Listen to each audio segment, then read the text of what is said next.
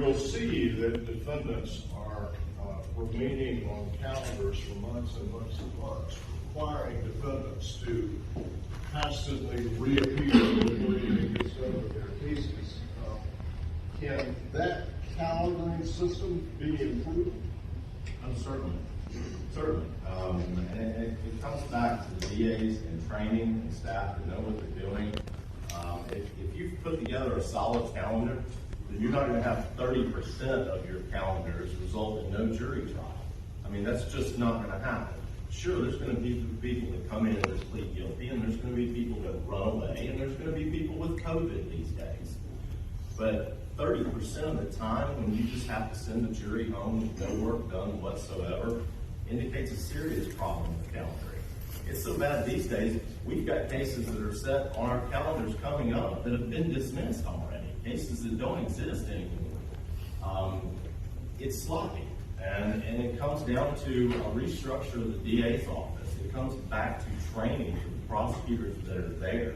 In district court, frankly, instead of having one assistant DA in that courtroom, we need two on a daily basis. We need one working with the lawyers in the back trying to negotiate deals. We need another one working with the public. They can help each other, they can rely upon each other, and they move more efficiently during their day. Certainly in PC court, there'd be a lot more addressing of the cases. As it stands now, folks just show up, get a new court date, and leave. Frequently they're done by lunch because there's nothing to do but continue the cases.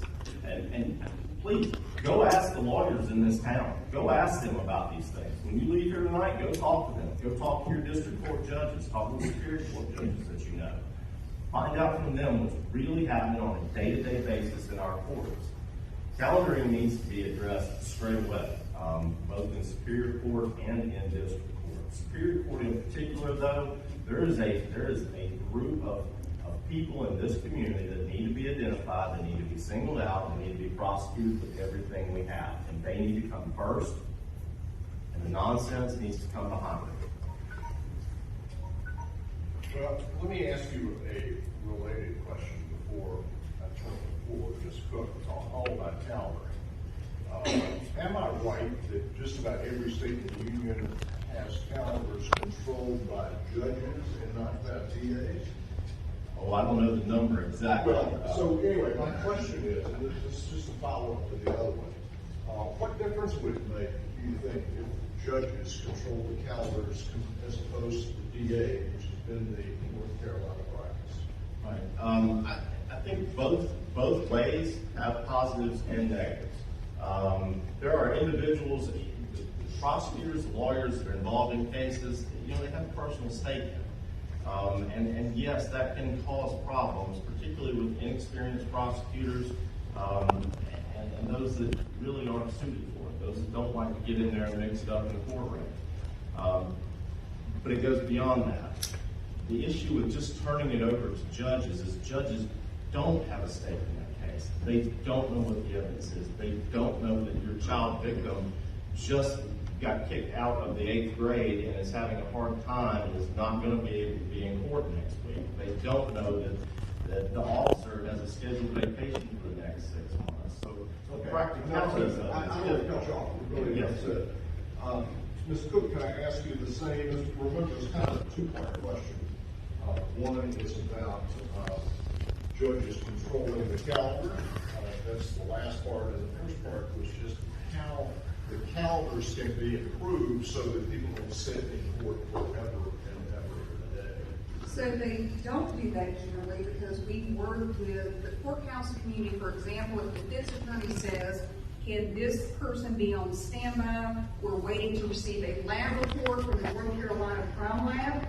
Most of my folks would say, yes, that's fine. We don't need to bring that person physically in court away from their job just to have it continue because we're waiting on a crime lab analysis that's outside our control. So we do that very often, but we're able to do that because you have to have communication between all of the parties to make informed decisions. It's our job to move the cases along, which we do, but we have to take into consideration victims, officers, the defendants, and all other parties to this. We're unlike anybody else in the court system because we have responsibility over all those. The North Carolina statute currently gives the DA's office calendaring authority. There are some states where judges do that. For example, in Mecklenburg County, I know they have a trial court coordinator that does a lot of their calendaring. I don't know enough about it on the pros and cons, but I'm sure there's pros and cons to both. Going back though to this voting pattern that my opponent mentioned for July 4th, that was actually implemented with the agreement of all courthouse officials during COVID to eliminate having folks physically come into the courtroom when we all were waiting on the felony case summary from officers. So we had to find a way to reduce the number of live bodies coming into the courtroom, and that's something that we all agreed to was a July 4th date. So that defendants didn't have to come in, victims didn't have to come in until we got that felony case summary and we were ready to move forward. We're dependent on law enforcement to give us the felony case summary before we can move forward in evaluating that case and providing that to others.